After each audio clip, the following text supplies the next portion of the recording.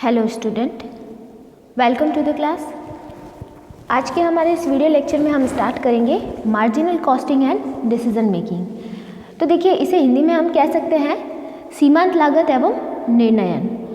तो ये सब चीज़ें हमें जानने से पहले देखना होगा कि मार्जिनल कॉस्टिंग क्या होती है। तो देखिए, मार्जिनल कॉस्टिंग की जो सिंपली मीनिंग है वो कुछ इस तरीके से डिस्क्राइब की जा सकती है।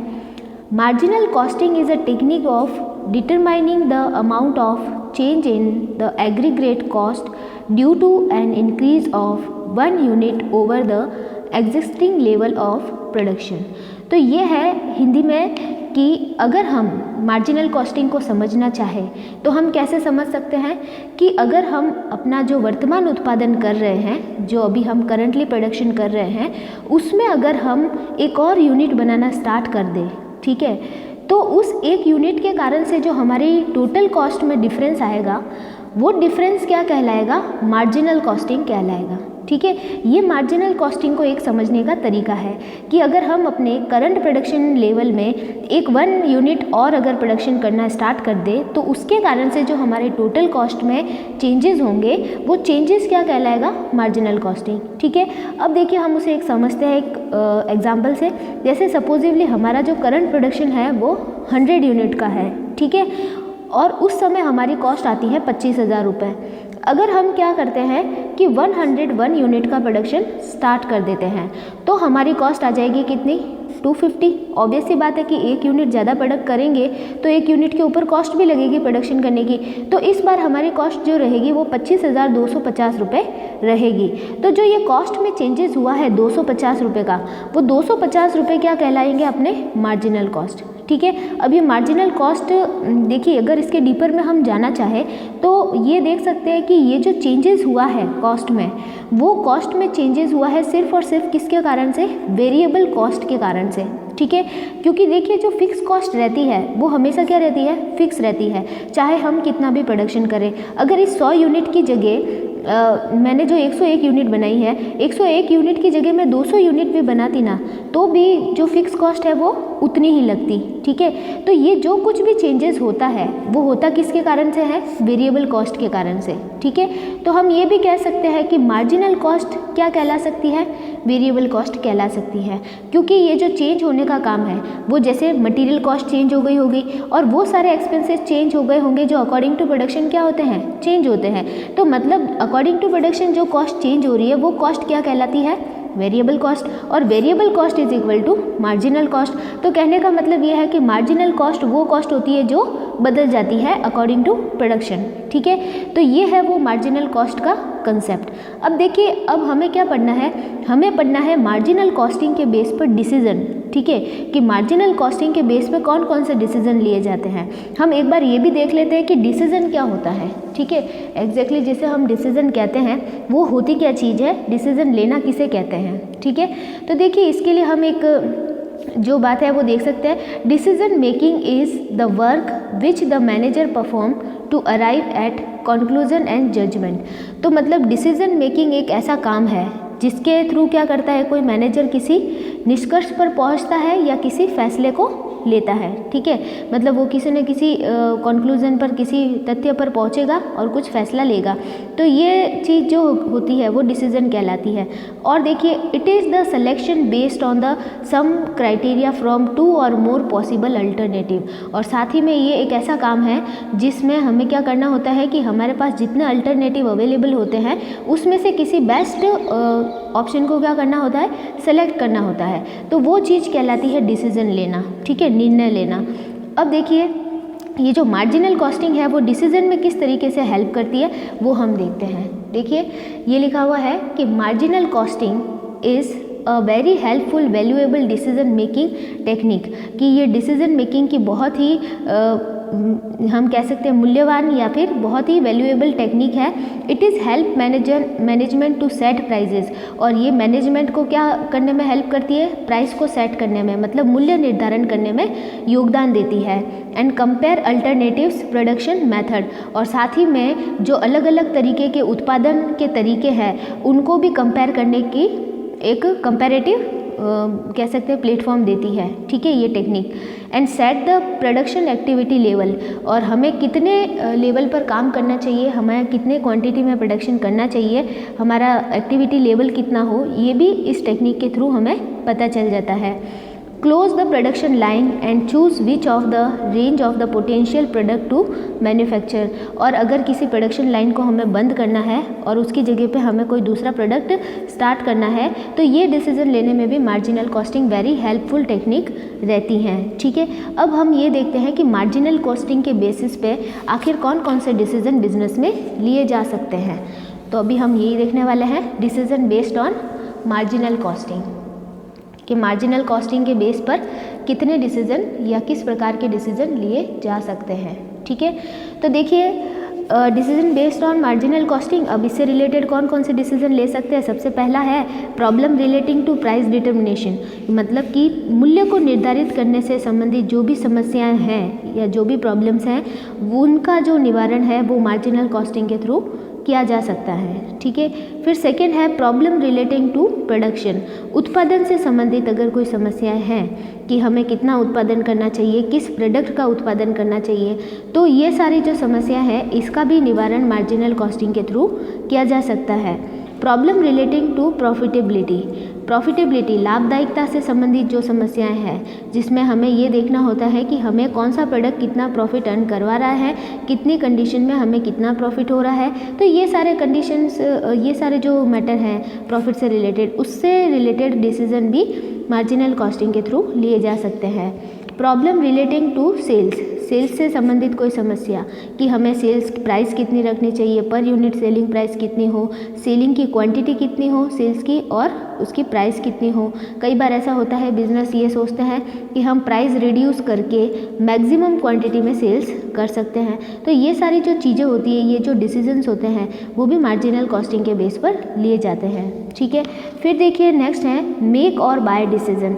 मेक और बाय डिसीजन मतलब कि किसी पर्टिकुलर प्रोडक्ट या किसी पर्टिकुलर प्रोडक्ट के कंपोनेंट्स, मतलब कोई उत्पाद या उत्पाद का कोई भाग, उसका हमें उत्पादन करना चाहिए या दूसरी जगह से उसको मंगवाना चाहिए। ये जो डिसीजन है ये भी मार्जिनल कॉस्टिंग के बेस पर लिए जा सकते हैं। देखिए कई बार क्या होता है कि जैसे हम कोई प्रोडक्ट बना रहे हैं, सपोजिवली हम जूता बना रहे हैं, ठीक है, हमारे पास शू की एक क्या है इंडस्ट्री है, शू फैक्ट्री है, तो उस शू फैक्ट्री में शू के अलग अलग कंपोनेंट्स होते हैं, जैसे शू के सोल हो गए, शू की लेसेस हो गई, शू का लेदर हो गया। तो कई बार क्या होती है कि जैसे एक ही प्रोडक्शन प्लांट है तो वो ये सोचता है कि हम इस पूरे के पूरे जूते के सारे कंपोनेंट्स बनाएं तो हमें कॉस्ट कितनी लग रही है, और अगर हम इसका सिर्फ क्या बनाएं, लेदर और लेसेस बनाएं और इसको असेंबल करें और इसका जो सोल है वो हम कहीं और से मंगवाएं तो हमें कितनी कॉस्ट पड़ रही है। तो ये सब डिसीजन क्या होते हैं कि ये सोच समझ के लिए जाते हैं। तो ये जो डिसीजंस हैं ये भी मार्जिनल कॉस्टिंग के बेसिस पे लिए जाते हैं, ठीक है। फिर देखिए नेक्स्ट है select the best option from the possible alternative. कई बार ये होता है कि हमारे पास बहुत सारे अल्टरनेटिव अवेलेबल है, जैसे कि हम एक मशीनरी का यूज़ करें, दो मशीनरी का यूज़ करें, हम बड़ी मशीन लगाए, छोटी मशीन लगाए, एक मशीन लगाए, दो मशीन लगाए, तो बहुत सारे ऑप्शंस हमारे पास अवेलेबल है जिसमें से हमें किसी बेस्ट ऑप्शन को सेलेक्ट करना होता है। तो वो जो सिलेक्शन प्रोसीजर है वो भी हम मार्जिनल कॉस्टिंग के बेस पे कर सकते हैं, ठीक है। फिर चलते हैं हम आगे। अब हम क्या करेंगे, ये जो एक एक प्रॉब्लम्स हैं उनको हम डिटेल में स्टडी करेंगे कि ये जो problem relating to price determination है उसके अंदर क्या कौन कौन सी प्रॉब्लम्स आ सकती है, फिर हम प्रोडक्शन से रिलेटेड, फिर प्रॉफिटेबिलिटी, तो एक एक को हम डीपर एनालाइज करते हैं। सबसे पहले हम लेते हैं problem relating to price determination, कि प्राइस या मूल्यों का निर्धारण जो करना होता है उसमें जो मार्जिनल कॉस्टिंग हेल्प करती है, उसमें हमें क्या देखो किस तरीके से हेल्प कर सकती है। Marginal costing is helpful in deciding the price under the special market condition, मतलब अलग अलग मार्केट की अलग अलग कंडीशंस होती हैं, तो उन मार्केट कंडीशंस के हिसाब से जो मार्जिनल कॉस्टिंग है वो हमें प्राइस डिसाइड करने में हेल्प करती है। जैसे for example selling price in foreign market may be a lower than lower than the price at which the product is selling in the domestic market. तो कहने का मतलब ये है कि जो फॉरेन मार्केट में हमारे प्रोडक्ट की जो सेलिंग प्राइस रहेगी वो हमारे डोमेस्टिक मार्केट में जो प्रोडक्ट की सेलिंग प्राइस है उससे थोड़ी कम रहेगी। उसका रीज़न ये है कि हम अपने डोमेस्टिक मार्केट में प्रोडक्ट को सेल करने के लिए उसका प्रोडक्शन तो कर ही रहे हैं, तो हमें क्या हो रहा है कि उसमें वेरिएबल कॉस्ट के साथ साथ में फिक्स कॉस्ट भी लग रही है। अगर हम क्या करें उसी प्रोडक्ट को फॉरेन में भी सेल करने लग जाए, तो मतलब अभी जैसे हम डोमेस्टिक मार्केट में 5000 यूनिट का प्रोडक्शन कर रहे हैं और हमें फॉरेन में भी सपोजिवली 5000 यूनिट सेल करनी है, तो हम चाहे तो वो 5000 यूनिट इस डोमेस्टिक मार्केट से कम प्राइस में बेच सकते हैं। रीज़न ये है कि उसके ऊपर सिर्फ वेरिएबल कॉस्ट लगेगी, फिक्स कॉस्ट उसके ऊपर नहीं लगेगी। रीज़न क्योंकि हम पहले से ही ऑलरेडी प्रोडक्शन कर रहे हैं, तो हम इस प्रोडक्ट को फॉरेन में लोअर प्राइस पे भी क्या कर सकते हैं, सेल कर सकते हैं, और वो भी डिसीजन हमारे लिए प्रॉफिटेबल रहेगा। तो अलग अलग तरह की जो मार्केट कंडीशंस होती हैं उनको एनालाइज करके प्राइस डिसीजन किया जा सकता है। ठीक है, फिर चलते हैं second, problem relating to production. Production से रिलेटेड भी कई प्रकार की प्रॉब्लम्स होती हैं, कई प्रकार के डिसीजन लेने पड़ जाते हैं। तो उसमें देखिए जो बेसिकली प्रॉब्लम्स आती हैं वो फर्स्टली तो देखिए ये आती है की फैक्टर और लिमिटिंग फैक्टर। की फैक्टर और लिमिटिंग फैक्टर होता क्या है, एक बार पढ़ लेते हैं। Limiting factor refers to shortage of the production resources that prevent a business from maximising it's cell.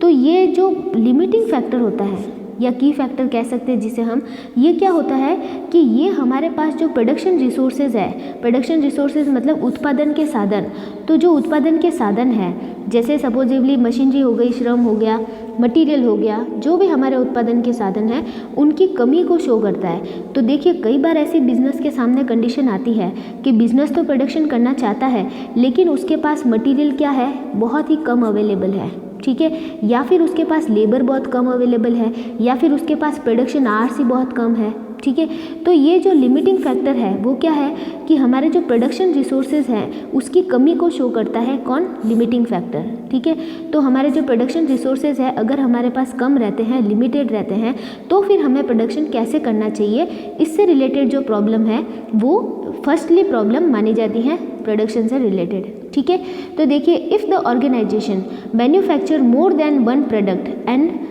faces a shortage in supply of the single resources that is required in the production of its multiple product। देखिए इसमें सबसे बड़ी problem तब आती है जब कोई organisation एक से ज़्यादा तरह के प्रोडक्ट बनाता है। ठीक है, एक से ज़्यादा तरह के प्रोडक्ट बनाता है तो ऑब्वियस सी बात है कि कुछ प्रोडक्ट तो बहुत ही ज़्यादा प्रॉफिट कमा कर दे रहे होंगे और कुछ प्रोडक्ट जो है वो बहुत ही कम प्रॉफिट अर्न कर रहे होंगे। अब देखिए वो दो, जैसे सपोजिवली वो दो तरह के प्रोडक्ट बना रहा है, ए और बी। ठीक है, और ए तो प्रोडक्ट है जो बहुत ज़्यादा प्रॉफिटेबल चल रहा है और बी प्रोडक्ट थोड़ा कम प्रॉफिटेबल है। ठीक है, अब ये जो ऑर्गेनाइजेशन है उसको ए भी बनाना है और बी भी बनाना है। अब दोनों के लिए मटेरियल लगता है। ठीक है, और मटेरियल इस बिज़नेस के पास क्या है, लिमिटेड है। मतलब ये क्या है, की फैक्टर है या लिमिटिंग फैक्टर में चल रहा है मटेरियल, और मटेरियल की अवेलेबिलिटी बहुत कम है। तो अब ये बिज़नेस क्या करेगा, ये जो अवेलेबल मटेरियल है ना वो इतना ही है कि ए की पूरी बना सके और बी की थोड़ी सी बना सके। तो मतलब इसमें बिज़नेस को ये सोचना होता है कि हम ए ज़्यादा बनाएं या बी प्रोडक्ट ज़्यादा बनाएं। तो ये जो सिचुएशन होती है इसको फेस आउट करने के लिए मार्जिनल कॉस्टिंग में बहुत ही अच्छा सॉल्यूशन बता रखा है। तो देखिए ये जो है इसमें देखिए वापस एक बार पढ़ लेते हैं। If an organisation manufacture more than one product and faces the shortage in the supply of single resources that is required in the production of its multiple product and what quantity of its various products should be produced to maximize the profit। तो ये है कि जब वो एक से ज़्यादा product बना रहा है और उसके पास जो प्रोडक्शन रिसोर्सेज है, कोई भी एक प्रोडक्शन रिसोर्सेज वो शॉर्ट में चल रहा है, तो अब उस बिज़नेस को ये सोचना होता है कि मैं कौन से प्रोडक्ट का ज़्यादा प्रोडक्शन करूँ जिससे मेरा प्रॉफिट क्या रहे, मैक्सिमाइज रहे या ज़्यादा रहे। तो इसके लिए उन्हें कुछ टेक्निक यूज़ करनी पड़ती है जो कि मार्जिनल कॉस्टिंग के अंदर बताई गई हैं। तो देखिए उसके लिए हमें क्या करना होता है, उसको सबसे पहले तो ये पता करना होता है कि वो बहुत सारे प्रोडक्ट बना रहे हैं, तो उसमें से कौन सा प्रोडक्ट ज़्यादा प्रॉफिटेबल है। क्योंकि अब बिज़नेस बहुत सारे प्रोडक्ट बना रहा है, product A, product B, product C, तो अब उस बिज़नेस को पता, बाई चांस अगर पता नहीं हो कि कौन सा प्रोडक्ट ज़्यादा प्रॉफिटेबल है, तो वो भी पहले इस चीज़ को पता कर सकते हैं। तो सबसे पहली समस्या तो यही आती है कि ये पता करना कि कौन सा प्रोडक्ट हमारे लिए ज़्यादा प्रॉफिटेबल है। तो which product is more profitable, क्योंकि देखिए ऐसा नहीं होता है कि जो प्रोडक्ट का प्रॉफिट ज़्यादा शो हो रहा है वो प्रोडक्ट ही प्रॉफिटेबल है। प्रोडक्ट वो प्रॉफिटेबल होता है जो अपनी क्या कर सकता है, वेरिएबल और फिक्स कॉस्ट को कवर कर सकता हो, जिसकी प्राइस वेरिएबल और फिक्स कॉस्ट को कवर कर सकती हो, वो प्रोडक्ट ही क्या रहता है, प्रॉफिटेबल रहता है। तो ये पता करना कि कौन सा प्रोडक्ट हमारे लिए बहुत ज़्यादा प्रॉफिटेबल है, it is find out by the following steps, और ये हम कुछ इस तरीके से पता कर सकते हैं। पहले तो हमें सबसे पहले क्या करना होता है, find out the contribution per unit of the each product. आपको ईच प्रोडक्ट मतलब जो भी आपके पास प्रोडक्ट है उनकी सबकी आपको कंट्रीब्यूशन पर यूनिट कैलकुलेट करनी है। ठीक है, कंट्रीब्यूशन पर यूनिट तो आपको आता ही होगा, सेल्स माइनस वेरिएबल कॉस्ट करके। तो selling price per unit minus variable cost per unit करके आप contribution per unit find out करोगे, and then find out the profitability factor of each product. इसके बाद में आपको हर प्रोडक्ट का प्रॉफिटेबिलिटी फैक्टर पता करना है। अब ये प्रॉफिटेबिलिटी फैक्टर क्या होता है, तो देखिए प्रॉफिटेबिलिटी फैक्टर कैलकुलेट करने का फॉर्मूला है contribution per unit divided by की फैक्टर रिक्वायर्ड पर यूनिट। की फैक्टर मतलब लिमिटिंग फैक्टर, लिमिटिंग फैक्टर मतलब जो भी रिसोर्सेज, जो भी प्रोडक्शन का रिसोर्सेज आपके कमी में चल रहा है, वो वाला जो रिसोर्सेज है वो उस प्रोडक्ट को बनाने के लिए कितना चाहिए पर यूनिट। ठीक है, जैसे सपोजिवली मटेरियल है तो मटेरियल आपका की फैक्टर है, तो आपको ये देखना होगा कि इन प्रोडक्ट को बनाने के लिए पर यूनिट मटेरियल कितना चाहिए। ठीक है, तो उनका कंट्रीब्यूशन पता कर लिया, कंट्रीब्यूशन पर यूनिट, और इसके बाद हमने पता कर लिया कि जो हमारा लिमिटिंग फैक्टर है वो इनको पर यूनिट कितना चाहिए। फिर हम जब इसे डिवाइड करेंगे तो क्या आ जाएगा, प्रॉफिटेबिलिटी फैक्टर आ जाएगा। ठीक है, और फिर देखेंगे हम which product have the high profitability factor, और जिस प्रोडक्ट की सबसे ज़्यादा प्रॉफिटेबिलिटी फैक्टर रहेगा वो प्रोडक्ट ही सबसे ज़्यादा क्या रहेगा, प्रॉफिटेबल रहेगा, and it would be given preference to maximum production, और उसी प्रोडक्ट को सबसे ज़्यादा मात्रा में बनाया जाएगा। ठीक है, इसके बाद अगर कोई रिसोर्सेज बचता है तो दूसरे प्रोडक्ट के लिए यूज़ किया जाएगा। ठीक है, तो ये वो सिस्टम है जिससे हम लिमिटिंग फैक्टर में भी मैक्सिमम प्रॉफिट अर्न कर सकते हैं। ठीक है, by the decision of maximum production of the maximum profitable product. ठीक है, फिर चलते हैं हम नेक्स्ट प्रॉब्लम की तरफ। नेक्स्ट प्रॉब्लम हो सकती है to discontinue production of any item for the short period, मतलब कि हम किसी जो प्रोडक्ट है उसको शॉर्ट टाइम के लिए उसका प्रोडक्शन बंद करना चाहते हैं, तो क्या हम कर सकते हैं ऐसा। तो ये डिसीजन जो है वो भी हम मार्जिनल कॉस्टिंग के बेस पर ले सकते हैं। फिर चलते हैं next, decision to close production in case of seasonal industry. अगर कोई सीजनल इंडस्ट्री है, जैसे कि गर्मी में आइसक्रीम बनाते हैं, सर्दी में कुछ और बना रहे हैं, मतलब गर्म कपड़े बना रहे हैं, तो इस तरह की कोई फैक्ट्री है तो उसको बंद करने का डिसीजन किस प्रकार से लिया जाएगा, वो सारी प्रॉब्लम भी शॉर्ट आउट इस टेक्निक से की जा सकती है। फिर चलते हैं हम थर्ड फैक्टर की तरफ। थर्ड जो है हमारी problems, decision about the profitability. Business की प्रॉफिटेबिलिटी से रिलेटेड जो डिसीजंस हैं वो लेने में मार्जिनल कॉस्टिंग किस तरीके से हेल्प करता है, या उसमें कौन कौन से सेक्टर्स हैं जिसके ऊपर सोचना पड़ता है। तो देखिए उसमें फर्स्ट है decision to close any department, मतलब अगर हम प्रॉफिटेबिलिटी के बारे में हम डिसीजन लेना चाहते हैं बिजनेस की प्रॉफिटेबिलिटी में, तो उसमें पहली समस्या जो आ सकती है वो ये आ सकती है कि अगर हम किसी डिपार्टमेंट को बंद कर रहे हैं तो उससे हमारे प्रॉफिट पर क्या इफेक्ट पड़ेगा। ठीक है, तो ये डिसीजन भी हम किसके बेस पर ले सकते हैं, मार्जिनल कॉस्टिंग के बेस पे ले सकते हैं। हम ये देखते हैं कि इस डिपार्टमेंट का कंट्रीब्यूशन में कितना भाग है। ठीक है, अगर वो कंट्रीब्यूशन में उसका बहुत ही कम भाग है और वो बहुत ही फिक्स कॉस्ट को बहुत ही कम कवर कर पा रहा हो बिजनेस की, तो उस डिपार्टमेंट को बंद किया जा सकता है। तो ये सारे जो डिसीजंस हैं वो हम प्रैक्टिकली करके देखेंगे। अभी तो हम ये देख रहे हैं कि कौन कौन से प्रॉब्लम्स हमें फेस आउट करनी पड़ सकती है रिलेटेड टू प्रॉफिटेबिलिटी, तो हम किसी डिपार्टमेंट को बंद करने का डिसीजन ले सकते हैं।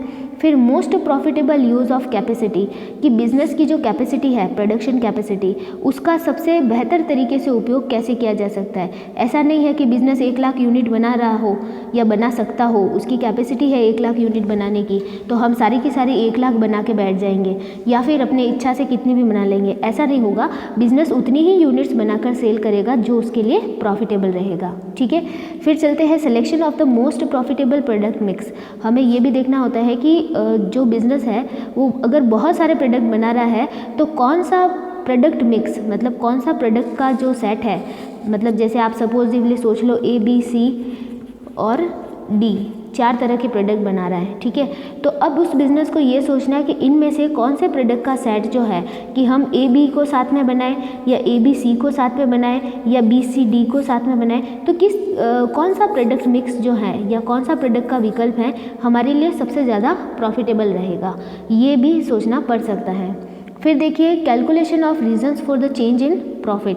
कई बार ये होता है कि हमारे प्रॉफिट में बहुत ज़्यादा चेंजेस आ रहे हैं, 2013 में इतना, 14 में इतना, तो अप्स एंड डाउन्स अगर प्रॉफिट में ज़्यादा हो रहे हैं तो उसका रीज़न अगर पता करना हो तो वो भी इसमें किया जा सकता है। कई बार ऐसा होता है कि हम क्वांटिटी सिमिलरली दोनों ईयर्स में सेम ही बना रहे हैं। जैसे 2019 में मैंने बनाई 10,000 यूनिट और 2020 में भी मैंने बनाई 10,000 यूनिट, लेकिन 2019 के प्रॉफिट में और 2020 के प्रॉफिट में अगर डिफरेंस है तो वो किस कारण से डिफरेंस है, ये चीज़ पता करना भी हम कर सकते हैं मार्जिनल कॉस्टिंग के थ्रू। फिर चलते हैं next, decision related to sales. Sales से रिलेटेड जो डिसीजन है वो भी हम ले सकते हैं। अब उसमें बेसिकली कौन कौन सी प्रॉब्लम हमें फेस आउट करनी पड़ सकती हैं, उसमें देखिए फर्स्ट जो है determining about the profitable sales mix. तो मतलब सेल्स मिक्स जो है हमारे, जैसे बहुत सारे प्रोडक्ट हम सेल कर रहे हैं तो उसमें से हमें कौन से प्रोडक्ट को साथ में सेल करना चाहिए या कौन से प्रोडक्ट को साथ में बनाकर सेल करना चाहिए, उससे रिलेटेड हमें भी डिसीजन लेना पड़ सकता है। ठीक है, फिर चलते हैं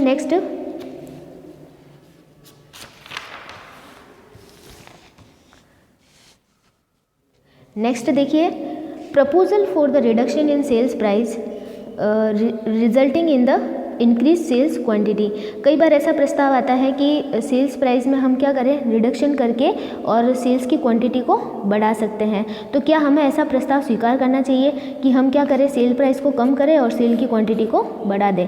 तो ये भी डिसीजन हमें लेना पड़ता है अकॉर्डिंग टू मार्जिनल कॉस्टिंग। ठीक है, फिर है क्योंकि मार्जिनल कॉस्टिंग के बेस पर डिसीजन बहुत ही ज़्यादा इंपॉर्टेंट होते हैं, क्योंकि वेरिएबल कॉस्ट और फिक्स कॉस्ट दोनों को कवर करना बहुत ही ज़रूरी है। ठीक है, तो किस कंडीशन में वेरिएबल कॉस्ट कितनी कवर की जाए और फिक्स कॉस्ट कितनी कवर की जाए, ये सारी चीज़ें हम मार्जिनल कॉस्टिंग से ही पता कर सकते हैं। तो हमें सेल्स प्राइस को रिड्यूस करके सेल्स की क्वांटिटी को बढ़ाना है, ये डिसीजन भी हमें इसी बेस पर लेना पड़ेगा। ठीक है, फिर चलते हैं नेक्स्ट पॉइंट की तरफ। नेक्स्ट है determination of sales in case of limiting factor are present. और जब भी आपके पास कोई लिमिटिंग फैक्टर हो या आपके पास कोई प्रोडक्शन रिसोर्सेज की कमी हो, तब आप सेल्स का किस तरीके से डिसीजन लोगे या सेल्स को किस तरीके से डिटरमाइन करोगे, वो भी प्रॉब्लम आपके सामने आ सकती है।